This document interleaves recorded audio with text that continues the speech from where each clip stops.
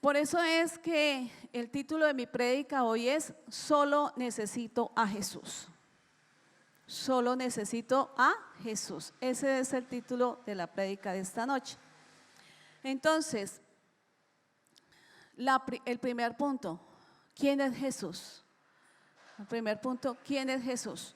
Entonces, voy a leer, pido su atención por favor, voy a leer, ¿quién es Jesús? Entonces, Jesús es, voy a leer del versículo 15 al 18.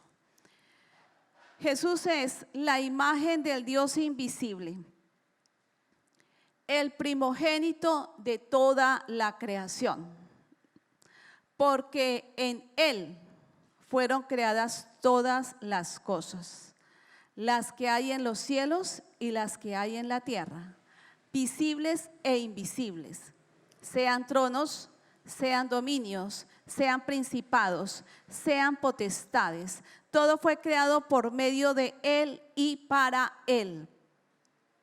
Y Él es antes de todas las cosas, y todas las cosas en Él subsisten.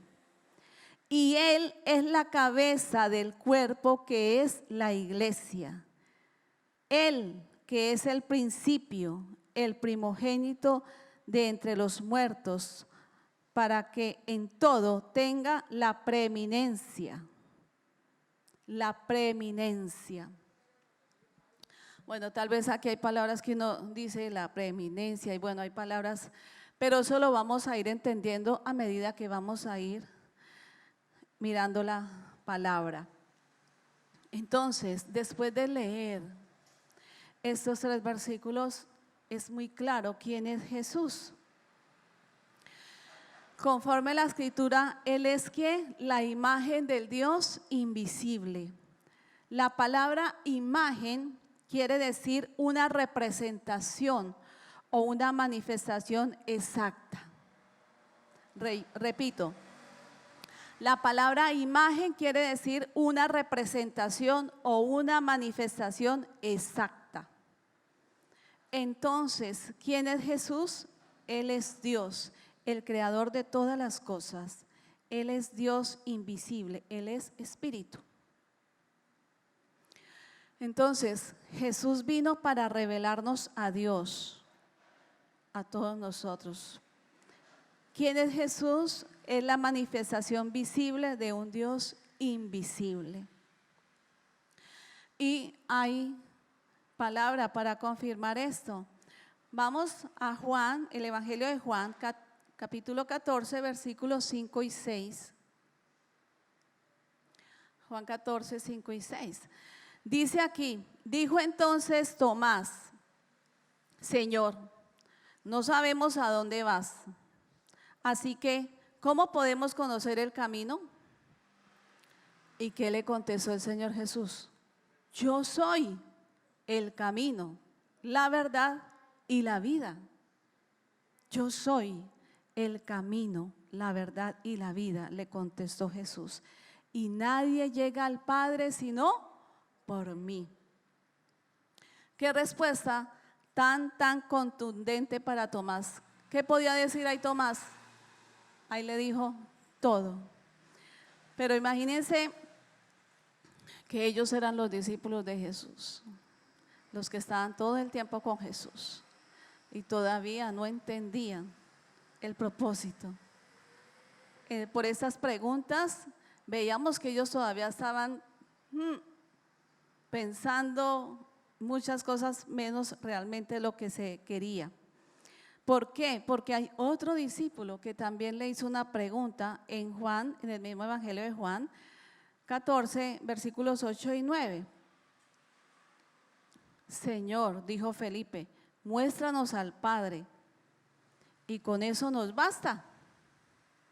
Los discípulos a veces le hacían unas peticiones al Señor Jesús que uno dice, qué vergüenza, pero Jesús nos entiende también, Él sabe que nosotros, ay Dios mío. Pero Felipe, le dice el Señor Jesús, pero Felipe, tanto tiempo llevo ya entre ustedes y todavía no me conoces. ¿Cómo sería el rostro del Señor Jesús cuando le contestó a Felipe? Oiga, Felipe, yo no puedo creer. Todo este tiempo con ustedes y usted todavía me está diciendo que les muestre al Padre, que dónde está el Padre. Pero ¿cuántos de nosotros estaremos en la misma condición? Nosotros decimos, uy, ¿cómo así Felipe diciendo eso? ¿Cómo así que, ay, no, cómo así que Tomás también diciendo eso? Pero muchos de nosotros a veces estamos en las mismas, en la misma posición. A veces decimos, ay, ¿cómo así? ¿Cómo así? Pero el Señor Jesús, muy hermoso, porque le dice Felipe, tanto tiempo llevo entre ustedes y todavía no me conoces, el que me ha visto a mí, ha visto al Padre. ¿Cómo puedes decirme, muéstrame al Padre? El que me ha visto a mí, ha visto al Padre. Lo dijo él mismo. Jesús le contestó a Felipe, yo soy la representación del Dios invisible. Y cuando tú me miras a mí, has visto al Padre. Tremendo. ¿Quién más podría decir algo así? Obviamente nadie más, solo Jesús. Eso no lo pudo decir Moisés, eso no lo pudo decir Abraham, eso no lo pudo decir David, no lo pudo decir Pablo, Juan, Pedro, solo lo podía decir Jesús. Cuando tú me miras a mí, estás mirando al Padre y punto. Entonces, Jesús es Dios manifestado en la carne. En el principio era el verbo y el verbo era con Dios y el verbo era Dios y aquel verbo fue hecho carne y habitó entre nosotros. Algo que querían hacer los falsos maestros en ese tiempo eran de alguna manera robarles ese tesoro precioso que tenía la iglesia de Colosas en sus corazones, la enseñanza que les había dado Epafras acerca de Jesús. Esos maestros querían entrar y hacer, mejor dicho, de las suyas. Ellos querían socavar y debilitar la figura de Cristo. Por esa razón es que el apóstol Pablo se enfoca en explicarles que Jesús es el mismo Dios, es la imagen del Dios invisible. En el versículo 15 también dice que Él es el primogénito de toda la creación. Él es el primogénito de toda la creación. Él es superior sobre toda la creación porque Él es el creador de todas las cosas. En el principio era el verbo y el verbo era con Dios y el verbo era Dios y habitó entre nosotros como el unigénito del Padre. En el versículo 16,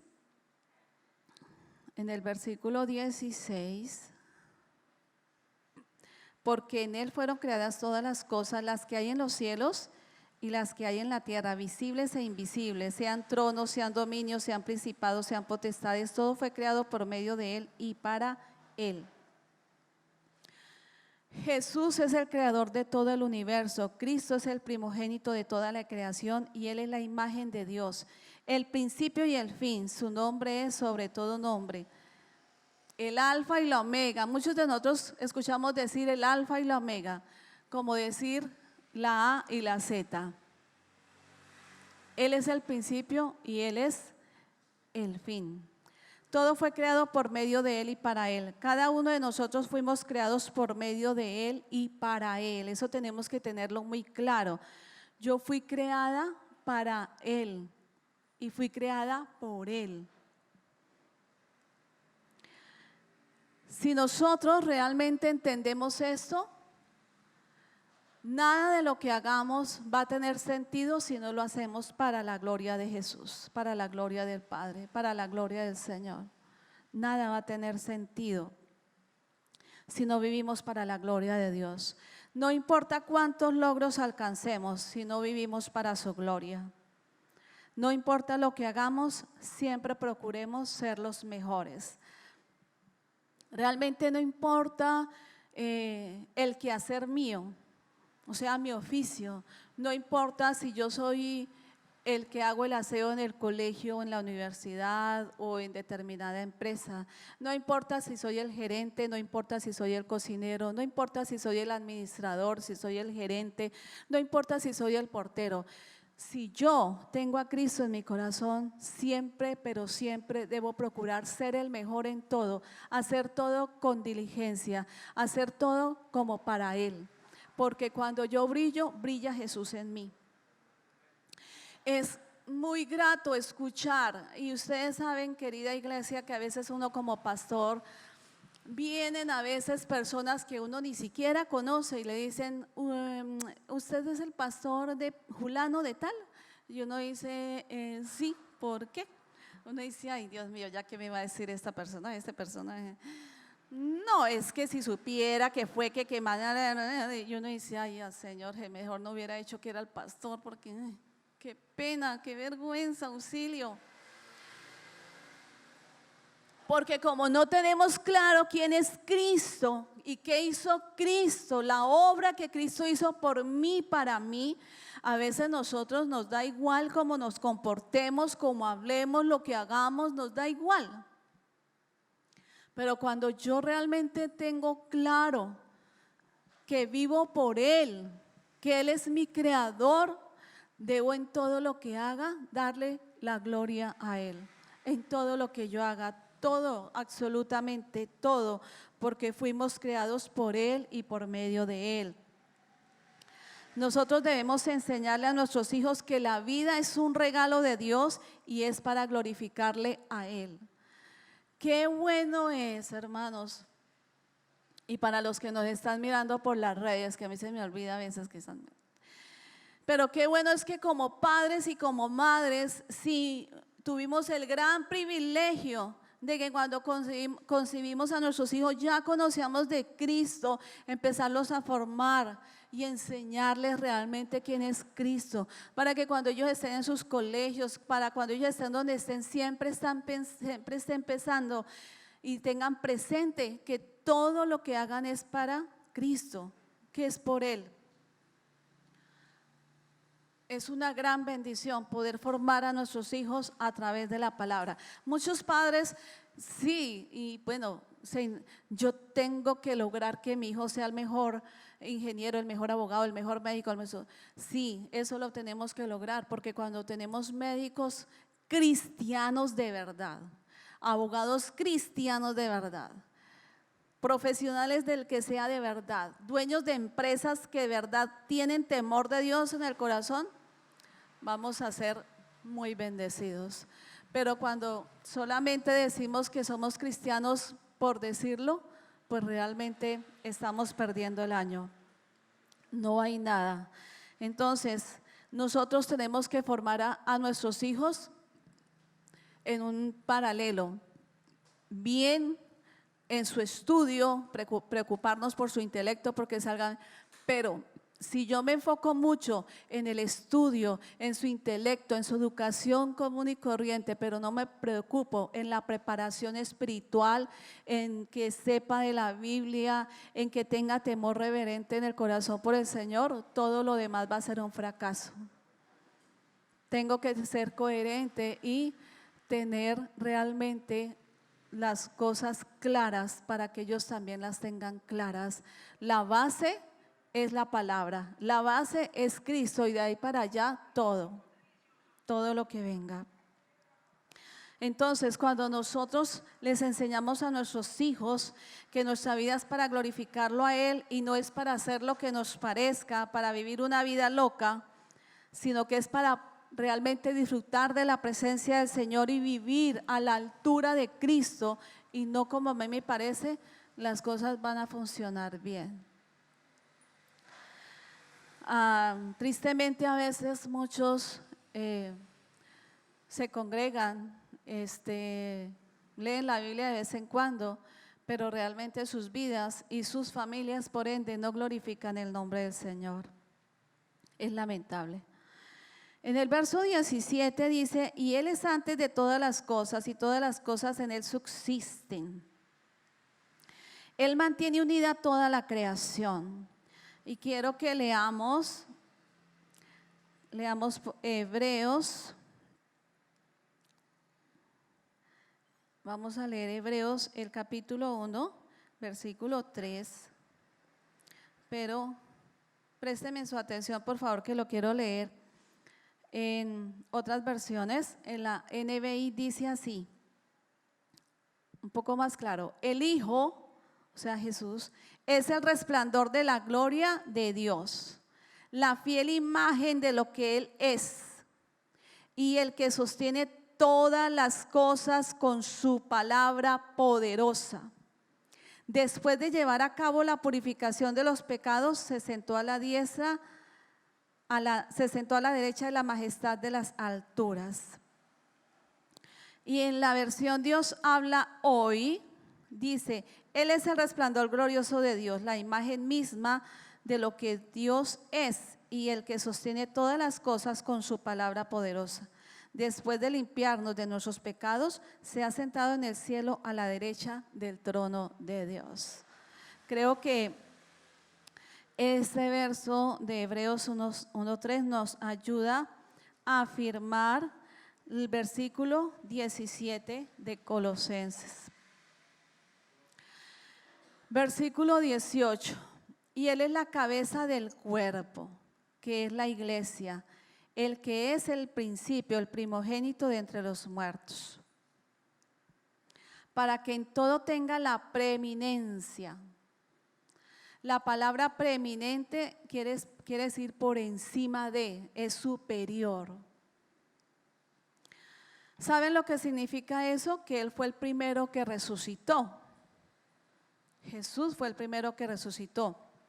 Y bueno, y tal vez Él resucitó para nunca más volver a morir.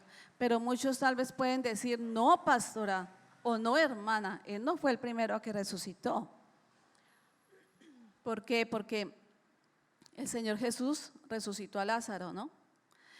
El Señor Jesús resucitó al hijo de la viuda de Naín. ¿Se acuerdan del relato? Que Jesús llegó a Naín y vio a una mujer y a un grupo de personas que iban lamentándose y llorando. Y el Señor Jesús vio a esta viuda que estaba muy mal, se compungió en su corazón porque era su único hijo. Y dice el relato que Jesús se acerca y toca la caja al fénitro y levanta al hijo de la viuda, lo resucitó. También resucitó a la hija de Jairo. Pero ¿qué pasó con ellos? Ellos volvieron a morir. En cambio, el Señor Jesús dice que murió en la cruz por nuestros pecados, pero resucitó al tercer día y está sentado a la diestra de Dios Padre. Es la gran diferencia, que nos quede muy claro en esta noche. Por eso Él es la cabeza de la iglesia, como también lo habla en el libro de Efesios, que también se refiere que Él es la cabeza de la iglesia. Él es el que domina, dirige su cuerpo, que somos nosotros, la iglesia. Pero hay muchos cristianos por ahí que están andando sin cabeza. Hay muchos cristianos independizados de su cabeza, que es Jesús. Y dicen: yo soy cristiano, pero realmente es vergonzoso lo que hacen, cómo actúan. Solo llevan la etiqueta. ¿Saben qué, iglesia? Que hay muchos cristianos que llevan la etiqueta, y es como cuando tú vas a un supermercado, y eso me lo acaba de poner el Señor. Entonces tú vas a un supermercado y tú miras este producto y dice que contiene esto y aquello y por aquí y por acá, y después tú llegas a tu casa y vas a consumir ese producto y resulta que todo lo que dice la etiqueta es mentira. Está vacío, no tiene nada. Y así en este tiempo hay mucha gente que se congrega en las diferentes denominaciones y solamente tienen la etiqueta, pero están vacíos, no tienen nada. Por ende, viene cualquier maestro, cualquier falso profeta y le da una palabra, le endulza el corazón y corre para allá. Porque no está realmente firme, no está firmado en la roca. Vienen las tempestades, vienen los ríos, vienen y ya se echaron a morir, ya mejor dicho, no puedo más, ya, y se fueron. Porque no saben el precio tan alto que pagó el Señor Jesús por nosotros. No hay un verdadero fundamento, no se han preocupado por prepararse, por capacitarse. Uno dice, mire, estamos haciendo el discipulado, aquí se han dictado muchísimos discipulados y muchas personas empiezan con un ahínco y un fervor y a la cuarta, a la quinta clase vienen las excusas por aquí, por allá, no vuelvo a empezar después, no vuelvo a empezar. Entonces no hay un fundamento realmente. Y escuchamos allí, escuchamos allá, escuchamos a ese, escuchamos al otro y en nuestra cabeza hay una confusión terrible. Y ese es el problema. Es lamentable que muchos solamente lleven la etiqueta pero estén vacíos por dentro. Pero cuando yo estoy en Cristo, yo estoy seguro. Cuando yo estoy en Cristo, ¿estoy qué? Seguro. Estoy seguro. Así es. Versículo 19 dice, por cuanto agradó al Padre que en Él habitase toda la plenitud. Y en Colosenses 2:9 dice, porque en Él, ¿en quién? En Él, en Jesús. Porque en Él habita corporalmente toda la plenitud de la deidad. Cuando miraron a Jesús, miraron al Padre. Jesús era Dios, creador de todas las cosas. Versículo 20, por medio de Él, reconciliando consigo todas las cosas, así las que están en la tierra como las que están en los cielos, haciendo la paz mediante la sangre de su cruz. Jesús vino para reconciliar al hombre con Dios. Por eso la palabra reconciliar quiere decir cuando, hay dos personas que están disgustadas y no se quieren hablar ni siendo cierto y se les ha hablado de pronto en el lugar de congregación y se les ha dado consejería, pero no quieren doblegar su cabeza, su corazón y no quieren. Entonces, ¿qué se necesita? Un reconciliador, un intermediario, que venga hermano, que mire lo que dice la palabra, que mire que aquí, que mire que allí. ¿Qué fue lo que hizo el Señor Jesucristo? Nosotros perdimos esa comunión tan hermosa y preciosa que teníamos con nuestro Padre. Dice la palabra que Adán y Eva hablaban con Él, todo el tiempo hablaban con Él, tenían comunión con Él, vivían en armonía, había amistad, había intimidad, pero hubo un acto de desobediencia y por ese pecado se rompió la comunicación y ya ellos se apartaron del Señor. Ya no había nada, tristemente se rompió esa armonía, esa comunión que había entre Dios y los hombres. Pero a causa del pecado, muchos quedaron sin Cristo. Pero ¿qué pasó? Jesús vino para reconciliar a los hombres con Dios por medio, dice la palabra, el versículo que acabamos de leer, por medio de su sangre y por medio de la cruz. El hombre no tenía paz con Dios. Jesús vino para que tuviéramos paz con Dios. Pero no todos se van a reconciliar con Dios, porque muchos van a rechazar la sangre de Cristo. Aquí yo creo que todos hemos tenido la experiencia, yo la he tenido muchas veces, de ir y hablarle a una persona y decirle, mire, Cristo murió por ti, hay solución para tu situación. Yo soy sincera, yo no le digo todo se le va a arreglar ya, porque no, yo le digo, viene un proceso, pero vas a tener paz, vas a tener respuestas.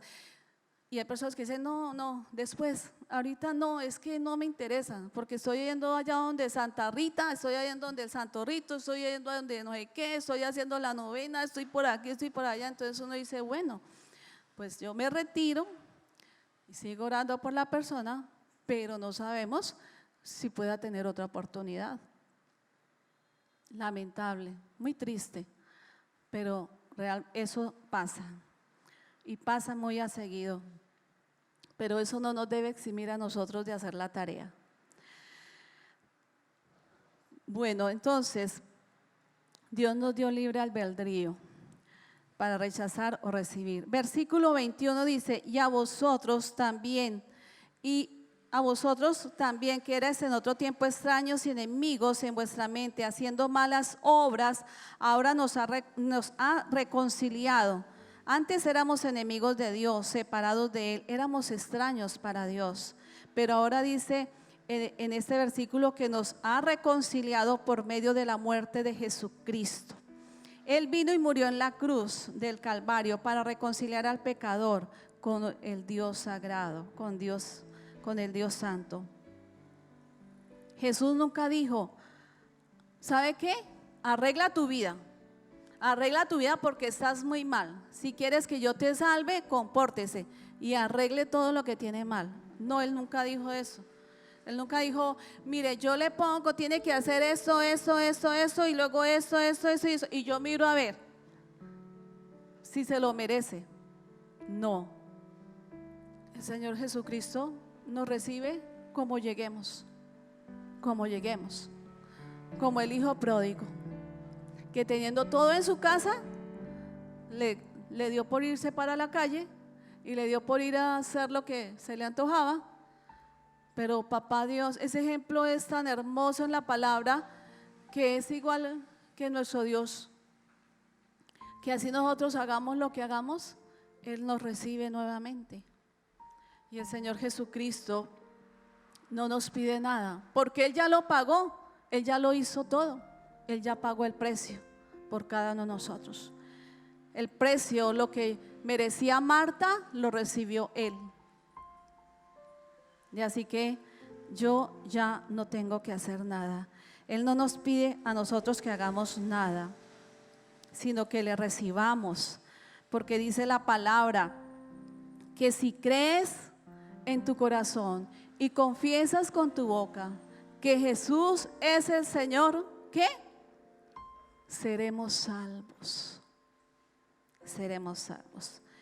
Qué bueno que no nos toca cumplir reglas, porque la verdad nosotros somos especialistas para romper reglas. Todos nosotros somos especialistas para romper reglas. Vamos en el carro y dice no girar a la derecha y ¡prum! Giramos a la derecha. Vamos a algún lugar y dicen por allá por favor no pasen por acá y más rápido pasamos. Vamos a algún centro comercial, dicen no toquen y rápido tocamos. Y así sucesivamente, nosotros somos especialistas para romper reglas. Así que si la salvación fuera por reglas, como mucha gente le hace creer a otros, todos estaríamos muy mal, muy mal. Dios nunca dijo que por cumplir reglas íbamos a ser salvos. Solamente Él dijo, vengan y yo los recibo. Aun siendo Él el creador y el sustentador del universo, que lo dio todo, absolutamente todo por nosotros. Es hermoso, ¿verdad? Ese regalo es algo maravilloso, algo precioso. En el versículo 22, en la parte B, dice que para presentar los santos y sin mancha e irreprensibles delante de Él.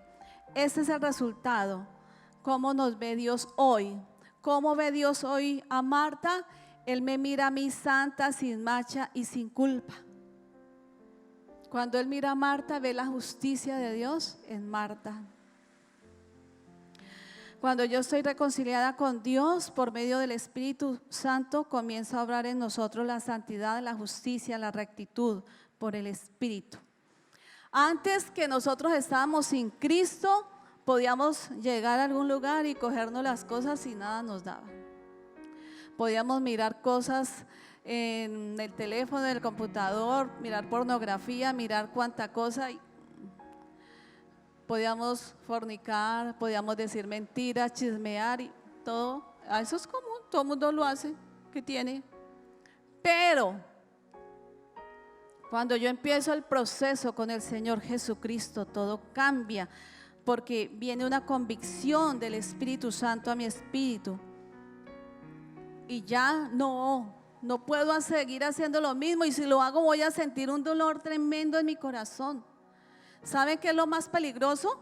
Cuando yo digo que sí, que recibí al Señor Jesucristo y llevo un tiempo ya congregándome y digo que soy cristiano, pero sigo haciendo lo mismo, exactamente lo mismo que hacía antes de Cristo y me da igual. Hablo, soy grosero, soy fornicario, soy adúltero, soy incrédulo, hago todo igual y eso es una señal, una alerta, eso es una luz roja que quiere decir que no hemos nacido de nuevo, porque nos da igual hacer lo que sea.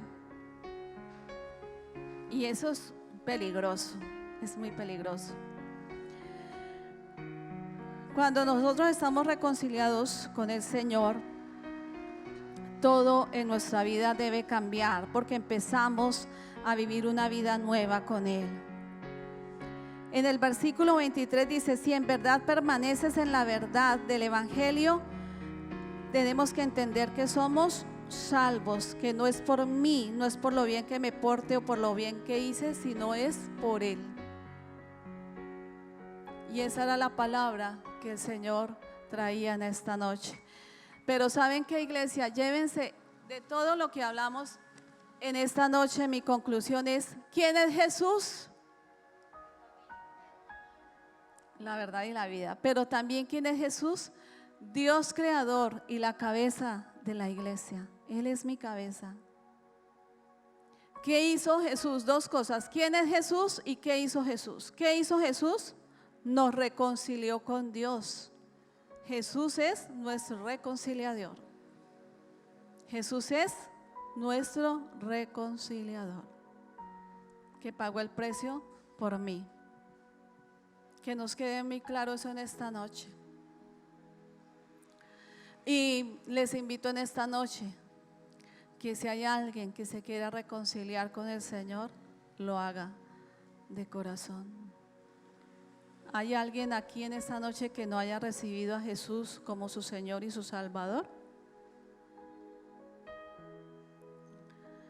Realmente no debemos perder la oportunidad que el Señor nos dé a cada uno.